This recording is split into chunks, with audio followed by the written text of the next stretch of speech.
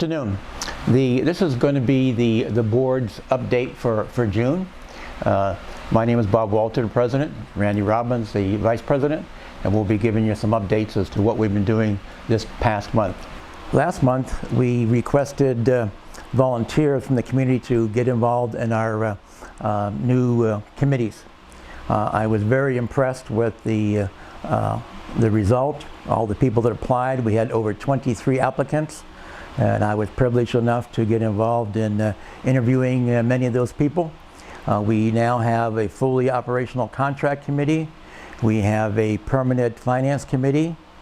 We have a ad hoc committee looking into the possible expansion of the board. And we also have a subcommittee in landscaping. The people that applied for that were very smart, very capable people, and I'm quite impressed with the selections and the people that are on that. So I want to thank them for stepping forward in a very timely manner. I think with their advice, we're going to have much better input and much better oversight over the board and the decisions that we make. The next item is that we changed the time. I don't know if you're aware of it or not. It's no longer at 6:30, it's now at 3 o'clock. It's always on the fourth Wednesday, but instead of 6:30 in the evening, it's 3 o'clock in the afternoon. At our last meeting that we had double the amount of people that showed up for that 3 o'clock. So if you're available 1 o'clock, or 3 o'clock, excuse me, on the 22nd, please show up and participate in our open session. Menus, and the menus have recently changed. We have a outstanding chef, Chris, and Thomas. They recently reviewed and updated, along with the help from Restaurant Lounge Committee, came up with a new menu.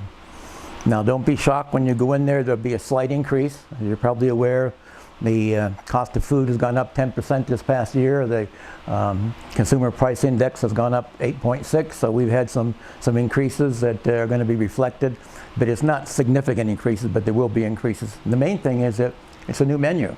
I know we had Ajit do a restaurant and lounge survey, and two of his recommendations in his survey had to do with improved menu and improved ambiance. Well, we're doing both of that. Victoria and the Restaurant Lounge Committee is addressing the ambiance, and Chris and Thomas and everyone has come up with a new menu. I think you'll like it, so come on out. The effective date is July 1st. We've come up with a new communication system. It's called Message to Management, and this will help us get back to the residents on a timely basis what their concerns are. I've been here for 19 years, and regardless of the management company, there's always been a complaint, hey, they didn't let me know, how come they didn't deal with this on a timely manner. Now you'll be able to, on the web page, there's a section called Message to Management. You can email. That email will go directly to Chris or Jason, and they will get back to you as to how it's being handled. So I'm looking forward to that. I think that'll help improve our communications. We are now redoing the garage door checks from 8 to 12. We had a request from our district delegates, to do so, and we've started that. We also, I did an audit of Securitas about 2 weeks ago, late at night from 1 to 3 to kind of see what's going on. If you're going to have abuses or problems, generally it's going to be on the graveyard shift. What I noticed is that we had one person sitting there in the call center monitoring the cameras when he wasn't playing with his cell phone and waiting for calls. Well, he had no calls came in, and the monitoring the cameras was hit and miss. I checked the records. They haven't had any monitor incident in the past 6 months. So obviously we don't need someone sitting there all night long doing nothing. We're going to switch the cameras, put them in the guard shack. So they'll be in the guard shack. The person in that guard shack on the graveyard shift has very little to do, and he'll be able to monitor the cameras as well as he's checking in the few people that come through. By changing this up and finding this waste, we're going to save ourselves $69,000 a year. So that's very important.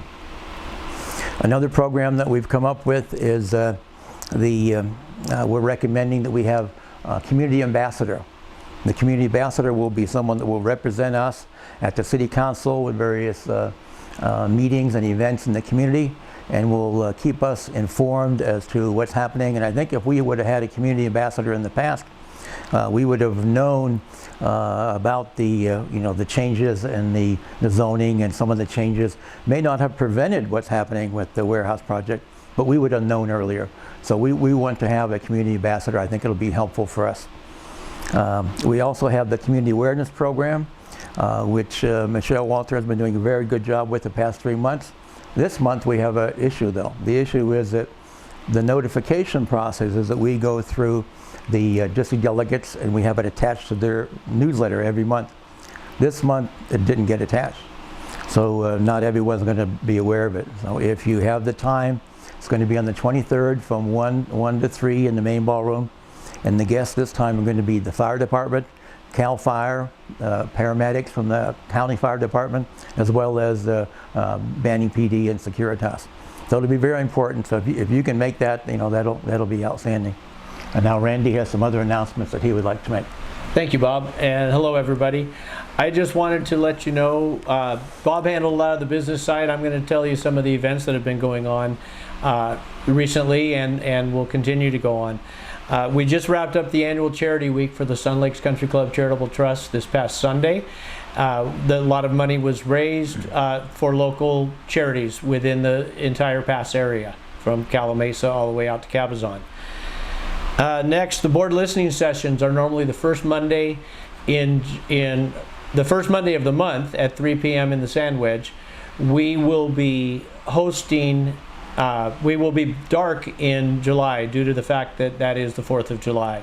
So we will not be running any in July. The next one will be August 1st at 3:30 p.m. in the Sandwich. Speaking of the 4th of July, the Sun Lakes Recreation Department will be hosting once again our annual parade, and we'll be having a barbecue within a ballroom type barbecue food with veranda seating. With the parade, it is open to floats, golf carts, and classic cars. There will also be a show and shine of the classic cars before the beginning of the parade. Registration is done through the Recreation Department, and the registration for the lunch, the barbecue lunch, you would get your tickets through the restaurant. On June 5th, the Pass Action Group, which is the group that is trying to stop the proposed warehouse across the street, held a town hall. It was attended by over 400 residents of Sun Lakes and some members of Four Seasons. The Pass Action Group is continuing the lawsuit that has been filed against the developers in the city, trying to stop this. And lastly, now that summer has arrived, the golf courses are in great shape, the pools are ready to go, and it's time for all of us to enjoy Sun Lakes Country Club. So I just want to finish with the board has been very active, very involved this past month, and I want to thank all the other board members and all the people that have stepped up and volunteered to participate in our new committees. Thank you very much.